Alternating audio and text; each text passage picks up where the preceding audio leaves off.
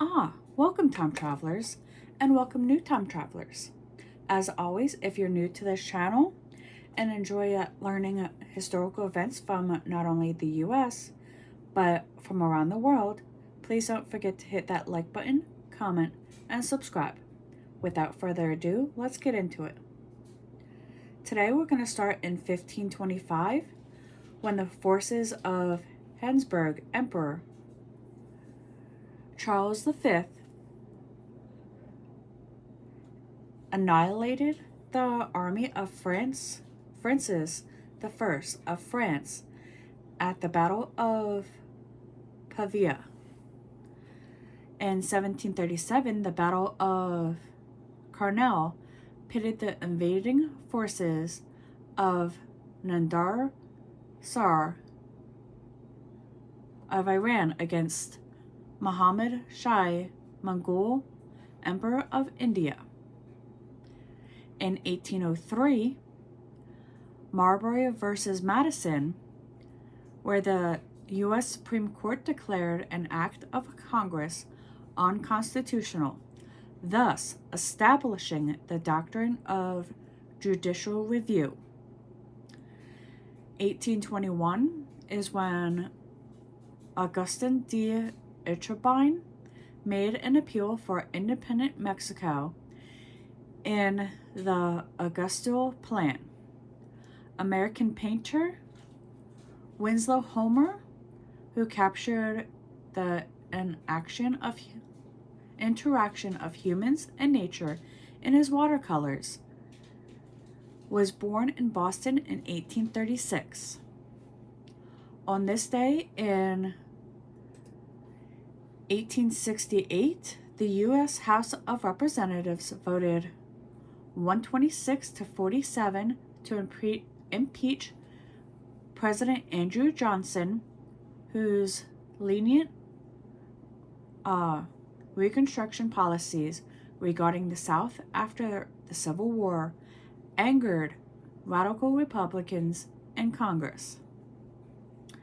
Moving on to 1938, when Dr. von Schrenckson stressed the independence of Austria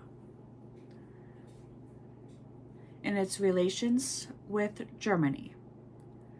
1942 brought us The Voice of America made its first broadcast in German to counter the propaganda of Nazi leaders. On this day in 1952, Commerce Secretary Charles Sawyer announced that 10 Western European nations had joined the U.S. in multilateral arrangement to increase effectiveness of control on exports of strategic goods to communist-dominated areas. The following year, in 1953, UN General Assembly reconvened for the second part of the seventh session at the United Nations, New York. 1953 also brought us Nationalist China's legislative Yan vote to abrogate China's 1945 treaty with the USSR. Moving on to 1955, when American businessman Steve Jobs, co-founder of Apple Inc., and a charismatic pioneer of personal computer era, was born. Prime Minister Wilson, returning to London following a 3-day official visit to Moscow, reported that his talks with Soviet officials had yielded no substantive agreement on major issues in 1966. We will make a stop in 1969 when Tanzania, the first country to get U.S. Peace Corps assistance, canceled the program.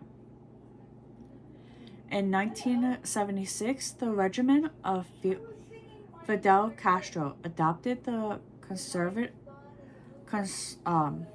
construction of Cuba, which mandated the operation of only one political party, the Communist Party of Cuba. Moving on to 1991, when U.S. ground operations began in the Persian Gulf War, more than a month after air war was launched against Iraq to free Iraq-occupied Kuwait. On this day in 2006, President Gloria Macapagal-Arroyo of the Philippines imposed emergency rule, citing a coup threat. Nonetheless, thousands of people marched in Manila to demand her reinstatement. 2020 brought us two events. The first is American film producer Harvey Weinstein, whose career ended amid numerous allegations of sexual harassment and assault, was convicted of rape and criminal sex act.